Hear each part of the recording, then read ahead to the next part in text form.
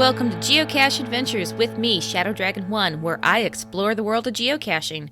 If you like the podcast, please consider leaving a 5-star review on Apple Podcast or the Geocache Adventures Facebook page. Or share it with somebody that you think would enjoy it. Word of mouth is a great way to spread the podcast. You can also join Geocache Adventures on Buy Me a Coffee. Just follow Geo Adventures, that's one word, GEO Adventures on Buy Me a Coffee, and get behind the scenes on every episode or become a member to unlock other exclusive content. Hi, everybody. Amy, Shadow Dragon 1 here, and with me today is Catherine, fellow geocacher, Timberline Echoes, and also the author of the children's book, We're Gonna Find a Geocache. Thank you so much for joining me. Glad to be here. So first of all, I like to know how does everybody get started geocaching? So what is your story of how you started? Okay, our story was, it was just as it was becoming legal to buy a GPS, and we were looking at it, but we were already, even before you could do that, we were outdoor enthusiasts. We would camp, we were biking, we were hiking, we had blended 6 kids together, and so we were camping a lot and hiking all the trails. So we were already outdoor enthusiasts, made our own snowshoes, so we were out winter snowshoeing, and Oh, wow. we were just always outdoors. And then we're educators, so we had the summers off to do all that, so that was good.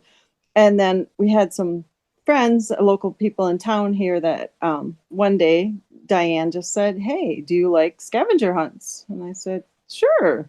So she wrote down geocaching.com and handed it to me on a piece of paper. That was back in 2004. So I brought it home and showed my husband, and he went on the internet and said, "Yeah, this looks like fun, and it's a good reason to buy a GPS." So we started. Back then, you actually printed it out on paper because there wasn't the internet connection. You didn't have the phone, so we printed it out, and we just thought, oh, we'd find 300 or 500 and we'd be done. Kind of you've camped in all these places, you're done, Yeah. Didn't realize how it was going to just explode like it did, So it really grew. We went to, let's see, how was I going to say? We were printing them out, and then we just started widening our circle and going farther, and then started going to events and meeting people. We were at an event in Green Bay one time, and we realized we were in Wisconsin geocachers. We were in a small group of the first ones to get 1,000 geocaches. Oh, wow. So it was kind of just really fun. And then the Palm Pilots came out, so we could use that for all our information and have it with us. But it was only as accurate as you had just whatever you had loaded up. It wasn't hooked to the internet. You just put it onto the Palm Pilot. Okay. And then you had that information at your fingertips instead of all these papers printed out that we were doing that. So anyway. So in 2004, that's still pretty early geocaching era. Mm-hmm. What was the spread of geocaches like around you? Did you have to go far out, or? Yeah, we're in northern Wisconsin, so we did a lot of the UP, and then down south. Little Otter had what was, I think it was 55, 52, 55 pickup, and it was all the waterfalls. And then up in the UP, Poika and Butterfly had quite a few that were in some really cool historical places. Okay. So we did more. We're really close to the UP. So it's just east of us and north of us. So we can go 20 miles either way, and we're in Michigan. So it really, we did a lot up there. So there were some more concentrated areas at that point. Not like they're concentrated now. No, you still had to drive all day. It would, like, if we drove all day and did what we could, we maybe would do 20 in a day. Okay. It wasn't like the power trails and things that are now. So yeah, but it was fun. So you guys, correct me if I'm wrong here, but Timberline Echoes, that's sort of a team name for you and your husband, right? Mm-hmm. Okay. Mm-hmm. And you both wrote the book together? We wrote the book together, and I did the illustrations. Yes. Okay. So can you tell us a little bit about this book for those who may not be familiar with it? Sure. Well, it it was something I was going to kind of add this in. I remember as a child there was some kind of storyteller came into our school, and it was my brother and Boy Scouts or something, and they did the we're going to go on a bear hunt, and they did the whole Okay. chant, and they had us all, putting our hands on our laps and climbing the tree and just doing all the motions. Yeah. So we're encountering bears and wolves and porcupines and bobcats, and we're walking through tall grass, and we're crossing streams and rivers, and I just kept in the back of my head kept hearing that chant, we're going on a bear hunt, we're going on a bear hunt. And so every once in a while I'd write a few notes down that there's got to be a way to make that into the geocaching adventures. So I kind of had some really rough draft notes. Well, my husband and I have written some other books that we've had published. Either I did one through a publisher and the rest self-published. And so we knew how to do it online. Okay. So I said, here, you start polishing up what I want to do, and I'll start drawing the pages and doing the artwork for it. And then he would have to fit the wording in. So we'd have to work back and forth. So I'd do a sketch, and then we'd figure out how the words would fit in on the page as we scanned them in together. Okay. So yeah, so then it kind of kept developing enough to get the whole story out, so that, because we wanted to make sure we covered the different kind of geocaches that were available then, because there's several now that they didn't have back then, like lab Right. caches and such. But we did have, so whatever we had, we tried to cover in the book so people could kind of learn about it too, and in a fun way. When did you first write the book? I was trying to think about that. I remember the day we got our first proof, because we were the mystery readers in kindergarten for one of our grandsons, and he is now 15. So I would say we got our proof 10 years ago. Okay. Is probably, yeah, I don't know if we had if we put a copyright in there. Yeah, 2014. Okay. So, yeah. So is when we had it, actually published it. Yes. So what made you decide to write a children's geocaching book like this? Well, I love to draw and do a lot of art. And like I said, that song kept in the back of my head, or chant, whatever you want to call it. And then that first day when we did read it to the kindergarten class, and to hear the kids echo the line back, they understood exactly what it was. And then I hid a bear and a tick on every page, or every 2-page spread, depending on what it's about. So the kids were all just engrossed in it. I mean, just looking, where's the bear? Oh, where'd the tick go? And so it was just, I don't know, it was just very heartwarming, and it was just something fun I wanted to do. It is such a cute book. Thanks. And I just love the illustrations in it. I mean, it's such a fun book. And, even to this, now I'm going on a bear hunt is such a popular kids song. My one nephew, I think it may be his favorite song. Absolutely. And he'll just do that one on repeat. He loves that one. So it's a very easy rhythm to pick up. Yes. And go along with it. And I like that your book kind of gives the overview of what geocaching is. And in the back of it, you do have a glossary as well. That was my husband's idea. He did that. Yes. That's the educators in us. For sure. For sure. It's a neat book for any kid that currently geocaches, but it's also a great way to introduce geocaching to a family setting. Sure. And I wanted to be realistic that, sometimes there's ticks and mosquitoes and briar bushes. We have one of our geocaches that's out. We'll get really nice, this is the best blackberry patch I've ever found. And then a different season, oh my gosh, this is the worst pickery bushes that we had to go through, or and it's all the same cache, but depending on the season, right. it was, that was people's comments on that particular geocache. So anyway. Have you had a lot of feedback about the book from people? No, just there are a few Amazon reviews, but no, not really. I don't really hear. We've had, of course, as soon as it came out, anybody that heard of it wanted it for their events as prizes, but we have to pay to have a copy. You know, it's not like we Right. just get them free because we publish them. So that's been interesting. We did donate quite a few at the schools in our area, and then for a while we spoke at different nature clubs or farmers markets or stuff, and we'd sell our book and Oh. talk about it. We used to teach it quite a bit. And again, that was back before there was the cell phone app. And so first you have to teach people how to use a GPS, and then you had to teach them how to geocache. We explained that was two different things. Okay. So we did a lot of teaching in all different places mostly around Wisconsin, I would say. So anyway, but now with the app, a lot of that's a lot easier than using the GPS because Oh, you don't I have to can watch the imagine that. numbers.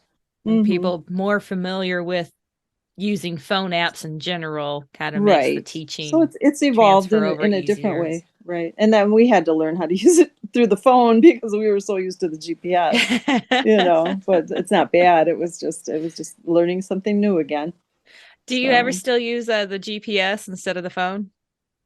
my husband does sometimes. We kind of do it together just to see how accurate. It took us a while to trust the phone and the app. And again, where we live, sometimes we aren't near a phone tower. So we Right. need the satellites for the GPS. So that makes a difference too. So that's the other thing is even one time we were way out geocaching with friends and their GPS died and we had ours off and we were so far out in the woods, out in the Nicolet, Chesapeake National Forest, that we were like, we kind of knew where the river, and we could have followed the river to get out, but because we all were good at being in the woods in the past, but we realized we all of a sudden were so relying on that GPS, and theirs just totally died. Something happened to it. So we got ours Wow. up and got it going to get out, but we didn't even have the breadcrumb trail to get back out with. So but at least we kind of knew our directions and things.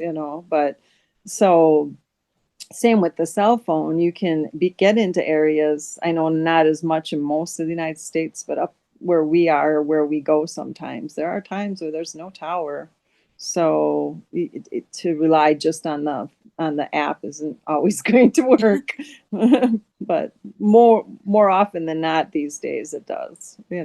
Right. So, and we haven't been caching quite as much, so Yeah, it's getting older. amazing how the cell phone reach has spread so much over the last Mhm. few years. Mhm. Mhm. But there's definitely still some places where you can't use it. So, Mhm. Yeah, or your battery runs out or whatever. So, yeah. yeah. So, yeah, it just depends. Like we really like the UP, so a lot of times we'll go up to Marquette, especially if there's events. So we have a lot of friends up there, or just different places, or down. We went down to your St. Louis area by my cousins one time because they were invited us to an event. We didn't even realize it was the big annual Geo Woodstock. We didn't even know that's what we were going to, Oh, but it was a blast. We had fun. We could actually bike there from their place, so it was nice. oh, that's It was nice. good. Yeah, when it was down there. Do So. you have a favorite part of the book? I think when the bear is in the cave, maybe because of the take on the bear, gonna find like the bear hunt. Yeah. I don't know, or the berry patch, but I don't know. I had fun doing all of it, you know.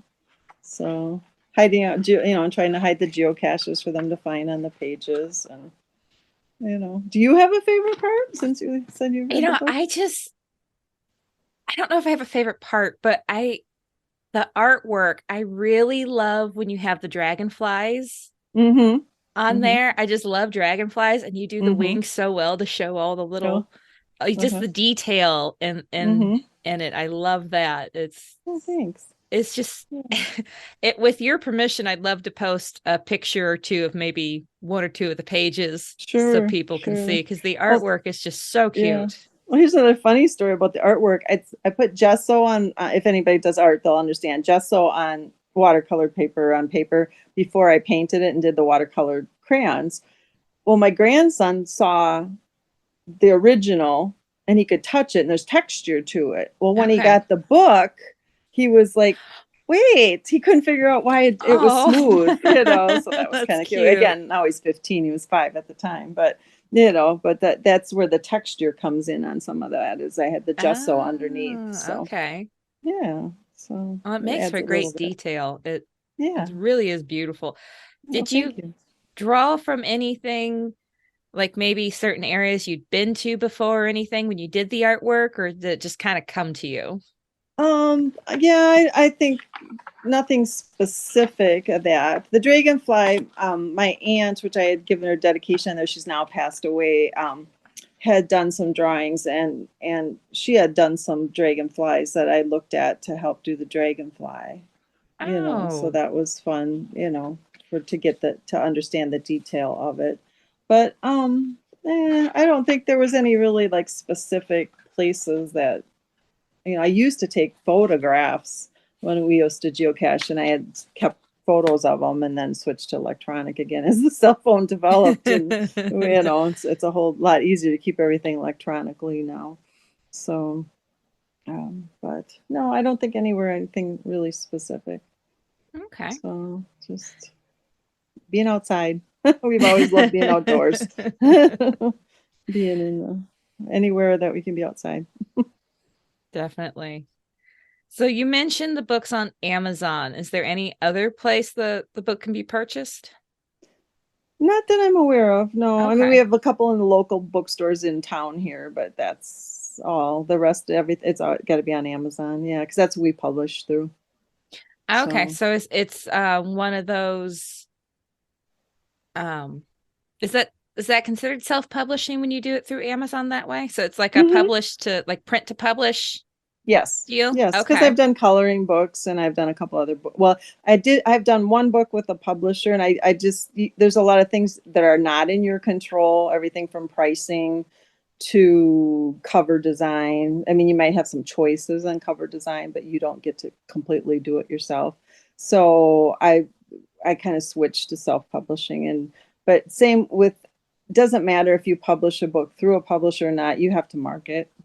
And that's not, I didn't do it to market and make money. I just did it because it was in my head and I had to get it out kind of thing. It was just for fun. But if people enjoy it, and like I said, we have sent them to a lot of events and things, but then and I get nobody's making money off of geocaching when they hold events and stuff. So I know people need Right. prizes, but so but that's the fun of it. Did you have any run into any difficulties when you did the self-publishing through Amazon? No, no, because like I said, I had already done. Um, I had an ebook, and then my husband surprised me and had it printed. So he had already known how to format it, and then he's written another Oh, children's book. He had done it as a teacher, as an example for his students. And okay. yeah, so it's Timmy, what is it? Timmy Turtle. I forget the name of it. I wrote it down. It's under James Calvetti, but it's Timmy Turtle's trilogy, and it's lessons for kids on lying and stealing and different things. And it's a turtle. And I was going to re-illustrate it, but a friend of ours had illustrated the original one, and she was like, "Oh no, Oh. go ahead and publish it with my illustrations." So we just kept hers because she did beautiful, beautiful job. Oh, So that was nice. anyway, yeah, yeah. So that was nice. And then, like I said, I like to draw, and I do a lot of doodling and stuff. And so my husband made a bunch of coloring books with my doodles. So we self-published those too. So Okay. So you yeah, had so a it's quite a pretty bit of easy. experience by the time Yeah, you it's did pretty this easy one. to do. Hmm. Okay. Do you have any advice for anybody that wants to self-publish anything through Amazon? Don't do it to get rich, just do it. I mean, you pay for every copy and then you can sell them, and but if you think you're going to make money, or these people that do make a lot of money off of it, it's marketing. You have to get out there and and keep pushing it all over, and book signings at bookstores, and just make yourself out there. And that's, like I said, I even all my art and different things. I do quilting and fidget quilts, and it's just I find people that need them and they get them. So it's not I don't like going through the whole marketing thing. That's just my personal. Some people that's their thing, and that's great, So we're just Yeah, in to the each age and their stage of own. retirement of life that I would rather be drawing and coloring and painting and doing my stuff than trying to get out there trying to sell it. You just like getting the creative outlet going. Yeah, for sure. For sure. Oh, that, nothing wrong with that, for sure. Yeah. Mhm. Is there anything else about the book or your geocaching experiences you'd like to share with us? Boy, I was trying to think about you know, all the things that we did. But I think we covered really anything because we've geocached in all 50 states and quite a few provinces. We've driven up to Alaska and of course flown to Hawaii, and so we got all the states in now. When we published the book, we only had 48, but since that things have happened that we were able to hit the other two states. So that was quite some fun adventures over there too, in both the through Canada and through Alaska. And so that was, I think, our big goal. I mean, that was even my goal as a teenager before geocaching ever came out, is to visit all 50 states. So Okay. it's kind of like it just and it gave us more of a reason on traveling and finding some really cool places and things as we traveled. So anyway, that's what we loved about geocaching, because it takes you to what to the places that the locals know about and aren't on the usual radar of the tourist most Right. often. We've even pulled into odd waysides and didn't even have the GPS or any information on geocaching. And it's like, once you've done it enough, it's like, wait, there's a crooked rock over there. I'm going to go look. Yep, there's a geocache. Then we have to start figuring out which one we found. I've done that Oh, that's probably a funny. half a dozen times or more.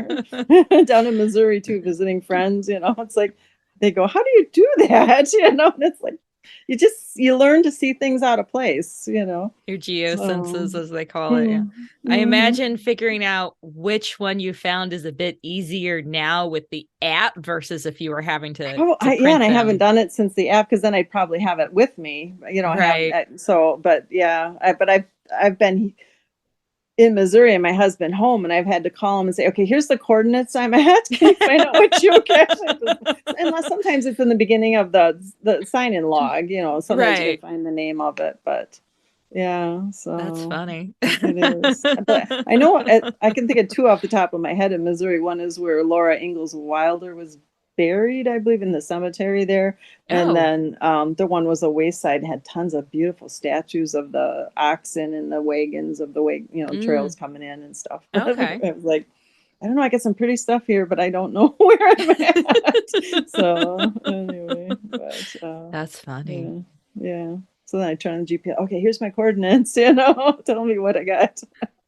So I imagine you've seen a lot change from geocaching from 2004 to now. definitely, definitely.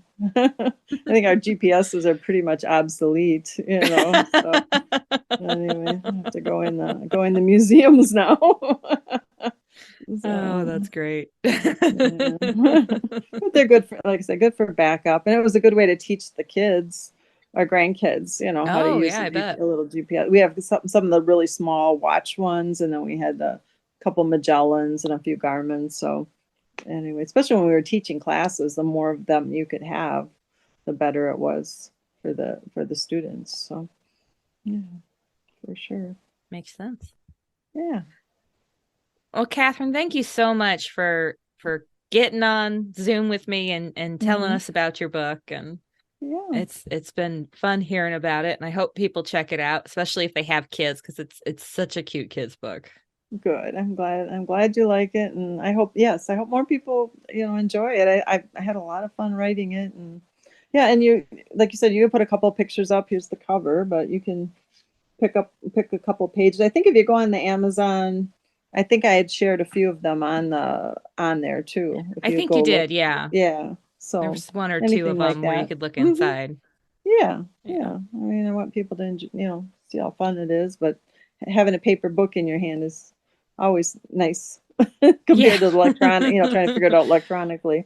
So, Yeah, I do like having the reading apps and stuff just because oh, I can read wherever. Right. But No, yeah. it's hard to beat having an actual book in your hand. Right. Especially if you're cuddling with a child and you want them Yeah. to see the book and see the pages and be looking, like I said, looking for the tick and the bear and the cache on, that's the other thing I wanted to make it like because when my kids were young, the I Spies were really big, or Where's Waldo, or, so the kids looking for the things in the pages. I think that's always fun. And that the dragonfly and I don't know. I kind of messed up, I guess, on my spider ant thing. I said, well, maybe it's an ant with I guess they're only supposed to have 2 body parts instead of 3. I found that out after I made it. But so he's an ant on some pages, and sometimes he thinks he's a spider. That's all. So I do love how the cache container is there for you to try to find on the page. That's a fun little aspect added to it. And did you notice the tick changes his size too as the story goes along? Or she, I guess. I think it's female ticks that bite, right? So I don't remember if I noticed that. Make her get a little bit bigger. I'm going to have to look at it again and see if I notice a changing size. Goes along, yeah. So anyway, except for on the one page with all the grass, and there's a whole bunch of ticks in there, not just not just the one that's in the story on every page, but. Yeah. So again, I just want it to be fun.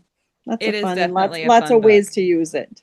That's a way, you can just read it, or you can just look. The kids could just use it as a picture book if they're, not at a reading age and somebody's not reading to them. They can still go through it and find things on every page. Definitely. The little hidden things.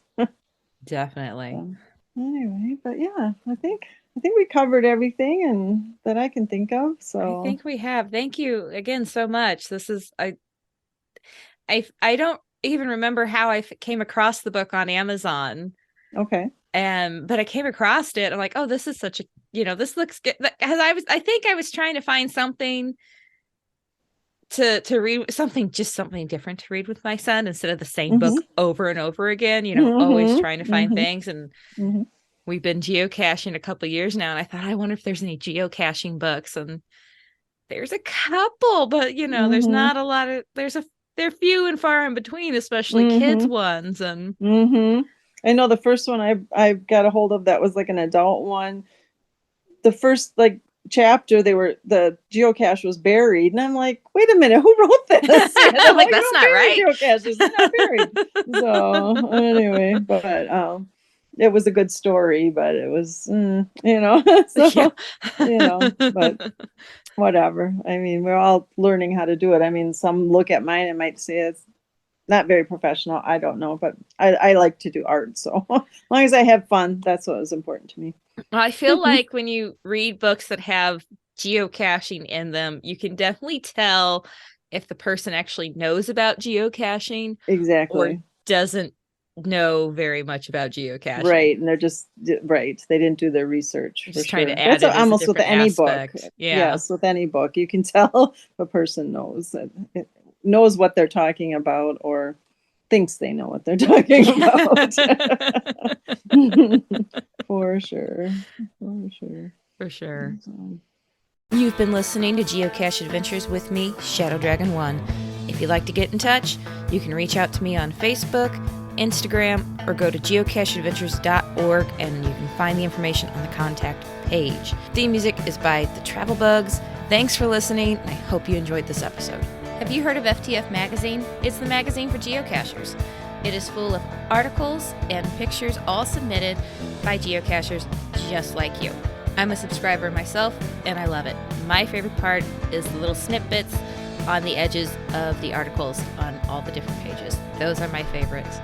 Just go to ftfgeo.com to check them out and tell them Shadow Dragon 1 sent you.